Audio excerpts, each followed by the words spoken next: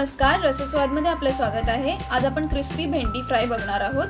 त्यासाठी आपण पाव किलो भेंडी घेतली आहे। 5 चमचे भाजलेले शेंगदाण्याचं कूट, 1 चमचा जिरा पावडर, 2 चमचे मिरची पावडर, 1 चमचा धना पावडर, चवीपुरता मीठ आणि तळण्यासाठी तेल। भेंडी चांगली धुवून घेतली आहे। आता आपण कापायचं कसं ते बघूया। आधी मधून त्याला चीर करायचा, पूर्ण कापायचं असं। आणि हे जे 2 भाग आहेत त्यांना प्रत्येकाला अजून अर्ध मधून करायचं। मधून स्प्लिट करून घेऊया। आणि आता हे जे आहे ह्याला हाफ कापूया। जर तुम्हाला अख्खाचं अख्खं ठेवायचं असेल तर तसंही ठेवू शकता। तेल तापलेलं आहे, यात आपण भेंडी डीप फ्राय करणार आहोत। तर झाऱ्यामध्ये अशी भेंडी घेतली आणि ही हळूच सोडूया। ही चांगली आपल्याला कुरकुरीत तळायची आहे। भेंडीचं वैशिष्ट्य असं आहे की भेंडी तळल्यावरती आपण जास्त तेल खात नाही, मग तेल जसंचं तसं राहतं। असं अधूनमधून परतत राहायचं आहे आणि थोडासा भेंडीचा कलर चेंज होईल असं आपल्याला फ्राय करायची आहे। जवळजवळ 3 ते 4 मिनिटं लागतील फ्राय करायला। भेंडी सुंदर बघा ब्राऊन झालेली आहे, कुरकुरीत फ्राय झालेली आहे। हे आपल्याला फ्राय करण्यासाठी 3 ते 4 मिनिटं लागलेली आहेत। आणि फ्राय करताना आपण गॅस मीडियम ते हाय वरती गॅस ठेवलेला आहे। अशा प्रकारे आपण सगळी भेंडी फ्राय करून घेऊया।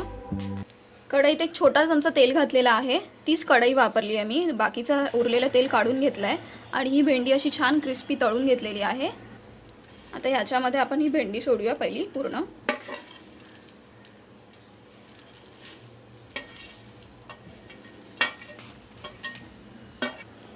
चवीपुरता मीठ घालूया।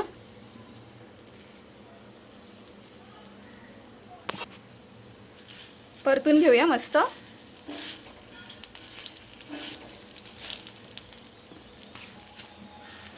गॅस मीडियम ठेवलेला आहे।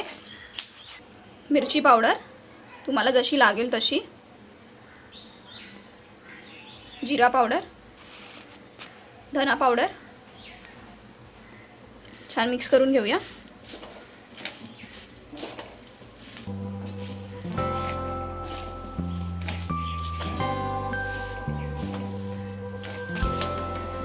मिक्स करून झालेलं आहे। शेंगदाण्याचं कूट घालूया। हे भाजलेल्या शेंगदाण्याचं कूट आहे।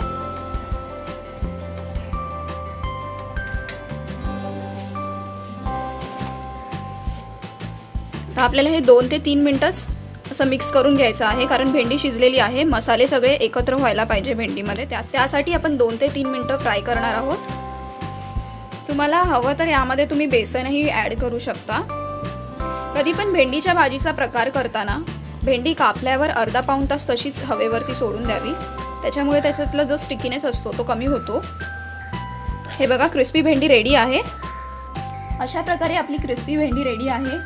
खूप कुरकुरीत आणि सुंदर झालेली आहे, टेस्टला खूप छान झाली आहे। अशा प्रकारे तुम्हीही करून बघा आणि कशी वाटली ते सांगायला विसरू नका। व्हिडिओ आवडला असेल तर लाईक करा आणि रसस्वादला प्लीज सबस्क्राईब करा। थँक्यू।